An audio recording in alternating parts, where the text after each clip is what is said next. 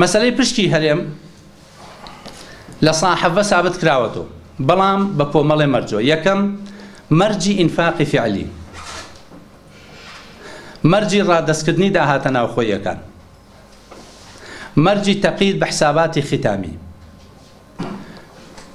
مادەیەک دانراوە ئەگەر هەر لایەک لەم دوو تەرەفە مادەی دەبڕگەی سێ ئەڵێ ئەگەر حکوومەتی هەرێم لەگەڵ بەغدا هەر کام لەمانە ئیلتیزامی خۆی جێبەجێ نەکرد، لایەنی بەرامبەر بۆی هەیە ئیلتیزامی خۆی جێبەجێ نەکا. واتە ئەگەر هەرێم 550,000 بەرمیل ڕۆژانە ڕادەستی سۆمۆ نەکا، ئەوە حکوومەتی عێراقی ئازادە لەوەی هیچ ئیلتیزامێکی مالی هەبێت لەگەڵ حکوومەتی هەرێمە. بمانە ئەگەر هەرێم نەود ڕادەست نەکا، ئەوە عێراقیش بوجە نادا.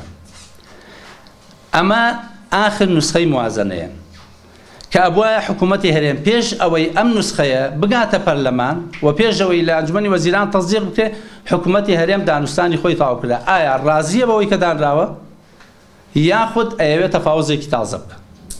بۆیە ئەگەر یاساکە بێتە پەرلەمان، خوێندنەوەی یەکەمی بۆ بکرێت، تازە و یاسایە مستەحیلە پەشیمان بێتەوە لە عێراق، ناتوانێت لە ڕووی قانونیەوە ناتوانێت پەشیمان بێت. بۆیە وەفدی هەرێم لە ئێستادا ئەگەر فریاب بکەوێت لەم چەند ڕۆژە ئەتوانێت لە بەغدا شتێک بکە. ئەگەر گەیشتە پەرلەمان خوێندنەوەی یەکەمی بۆ کرا، ئەیتر ئەو یاسایە بێتە یاسایەکی معمول بی و مناقەشەی لەسەر ئەکرێت.